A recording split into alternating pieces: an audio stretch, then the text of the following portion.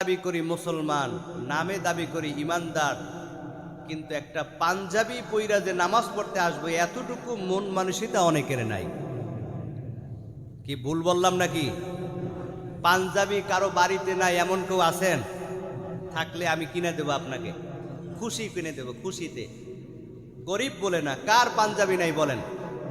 প্রত্যেকের বাড়িতে দুই একটা পাঞ্জাবি আছে না ভাই? তো ঈদের দিনও একটা পাঞ্জাবি ঘরে থাকার পরও যদি না পরেন, এটা কবে পরবেন? কবরে যাওয়ার সময় পরে যাওয়ার সুযোগ আছে নাকি? রাগ করতেছেন আপনারা? অনেকে টুপিটাও পর্যন্ত পরে না। আছে না টুপি? সবার আছে না? না থাকলে আমার কথা বলে নিয়ে যাবেন।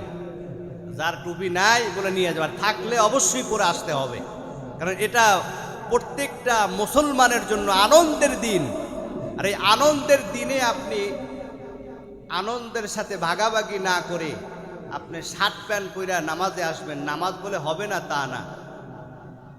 কারণ নবীজি সাল্লাল্লাহু আলাইহি ওয়াসাল্লামের সুন্নাত হচ্ছে পাঞ্জাবি পরা এবং টুপি পরা। এজন্য আমরা উত্তম পোশাক পরে আসার চেষ্টা করব। ঈদ উল ফিতরের দিনে বিশেষ কিছু সুন্নাত আমলের এক নাম্বার হচ্ছে সকাল সকাল ঘুম থেকে আগে ভাগে ওঠা, আমার ভাইরা। দ্বিতীয় নাম্বার হচ্ছে গোসল করা ঈদের নামাজ পড়তে আসার আগে। আর এই গোসল করা হচ্ছে সুন্নত। গোসল করা কি? উত্তম পোশাক পরা। কিন্তু বড় আফসোসের বিষয় দেখা যায়, আমরা নামে দাবি করি মুসলমান, নামে দাবি করি ইমানদার, কিন্তু একটা পাঞ্জাবি পইরা যে নামাজ পড়তে আসবো এতটুকু মন মানসিকতা অনেকের নাই। কি ভুল বললাম নাকি? পাঞ্জাবি কারো বাড়িতে নাই এমন কেউ আছেন? থাকলে আমি কিনে দেবো আপনাকে, খুশি কিনে দেবো, খুশিতে। গরিব বলে না, কার পাঞ্জাবি নাই বলেন? প্রত্যেকের বাড়িতে দুই একটা পাঞ্জাবি আছে না ভাই? তো ঈদের দিনও একটা পাঞ্জাবি ঘরে থাকার পরও যদি না পরেন, এটা কবে পরবেন? কবরে যাওয়ার সময় পরে যাওয়ার সুযোগ আছে নাকি? রাগ করতেছেন আপনারা? অনেকে টুপিটাও পর্যন্ত পরে না। আছে না টুপি? সবার আছে না? না থাকলে আমার কথা বলে নিয়ে যাবেন। যার টুপি নাই বলে নিয়ে যাবেন, থাকলে অবশ্যই পরে আসতে হবে। কারণ এটা প্রত্যেকটা মুসলমানের জন্য আনন্দের দিন। আর এই আনন্দের দিনে আপনি আনন্দের সাথে ভাগাভাগি না করে আপনি শার্ট প্যান্ট পরে নামাজে আসবেন, নামাজ বলে হবে না তা না। কারণ নবীজি সাল্লাল্লাহু আলাইহি ওয়াসাল্লামের সুন্নাত হচ্ছে পাঞ্জাবি পরা এবং টুপি পরা। এজন্য আমরা উত্তম পোশাক পরে আসার চেষ্টা করব। সুগন্ধি ব্যবহার করব, সুগন্ধি। কিছু কিছু পারফিউম আছে, সেন্ট, স্প্রে, অ্যালকোহল বলতেই হারাম না, হারাম উপাদান দিয়ে তৈরি এমন কোনো সুগন্ধি ব্যবহার করা যাবে না। আতর ব্যবহার করবেন, ভালো আতর, ওই 10 টাকার আতর না, যেটা দিলে নাকে মাস্ক পরা লাগে। অনেকে এমন আতর পরে এটা দাঁড়াইলে বমি আসার মতো।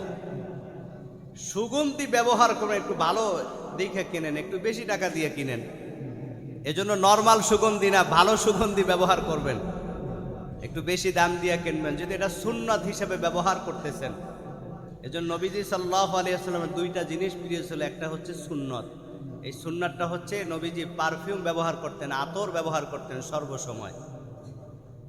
এরপরে ঈদের নামাজ পড়তে আসার আগে নবীজি ঈদ উল ফিতরে কোনো কিছু না খাইয়া বের হতেন না। আর ঈদ উল আজহায় কোরবানি না করে কোনো কিছু মুখে দিতেন না।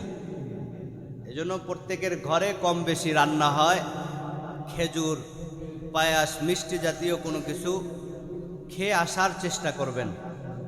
ঈদের নামাজে আগে ভাগে আসার চেষ্টা করবেন, এটা সুন্নত। এরপরে পায়ে হেঁটে আসার চেষ্টা করবেন। ঈদের নামাজ পড়তে যখন আসবেন মনে মনে তাকবীর বলবেন, আল্লাহু আকবার, আল্লাহু আকবার, লা ইলাহা ইল্লাল্লাহ, আল্লাহু আকবার, আল্লাহু আকবার, ওয়ালিল্লাহিল হামদ। ঈদের নামাজ পড়তে আসার পরে নামাজ শেষে অথবা পথে যাদের সাথে দেখা হয় আপনি মোলাকাত করবেন, কুশল বিনিময় করবেন, মুসাফা করবেন, এটা সুন্নত। সাহাবায়ে কেরাম একে অপরের সাথে দেখা হইলে সালাম দিত, মুসাফা করত, কোলাকুলি করত। নামাজ শেষ হওয়ার পরে যে রাস্তা দিয়ে আসছেন যদি ভিন্ন রাস্তা থেকে ওই রাস্তা দিয়ে যাবেন, কারণ প্রত্যেকটা কদমে আল্লাহ তাআলা 10টা করে নেকি দান করেন। ঈদের দিন বেশি বেশি দান করবেন। পরিবারে বাবা মা সন্তান স্ত্রী এদেরকে হাদিয়া দিবেন, এটা দেওয়া সুন্নত। নবীজি দিতেন, ছোট বাচ্চা দেখলে নবীজি হাদিয়া দিতেন, নাতিদেরকে দিতেন। কিন্তু আজকে আমরা দেই না, এই প্রচলন উঠে গেছে হাদিয়া দেওয়া। এজন্য আমার ভাইরা, এটা আনন্দ। অপরদিকে নবীজির সুন্নত, বাবার হাতে দিবেন। যতই বাবার টাকা থাকুক, বাবার হাতে 1000 টাকার একটা নোট দিয়ে বলবেন, বাবা মাথায় হাত দিয়ে একটু দোয়া করে দিয়েন। ওই বাবা যখন হাসি মুখে আপনার দিকে তাকাবে, আল্লাহর আরশ পর্যন্ত ঠান্ডা হয়ে যায়। স্ত্রীকে হাদিয়া দিবেন। স্ত্রী যখন আপনার মুখের দিকে তাকাইয়া হাসি দিবে হাদিয়া পাওয়ার পর, আল্লাহ তাআলা উভয়ের আমল নামায় একটা কবুলতি উমরা করার সওয়াব দান করে দিবেন। সন্তানকে হাদিয়া দিবেন, সন্তানের সাথে মোলাকাত করবেন।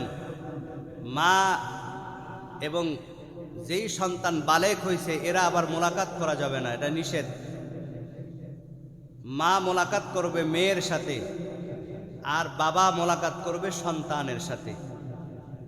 আর একটা নফল ঈদের দিনে আমল হচ্ছে, ঈদের নামাজ পড়ার আগে যদি না পারা যায় পরে প্রত্যেকটা কবরবাসীর কিনারে দাঁড়িয়ে, গোরস্থানে দাঁড়িয়ে তাদের জন্য মাগফিরাতের জন্য দোয়া করবেন। আল্লাহ আমাদের সকলকে আমল করার তৌফিক দান করুক, আমিন।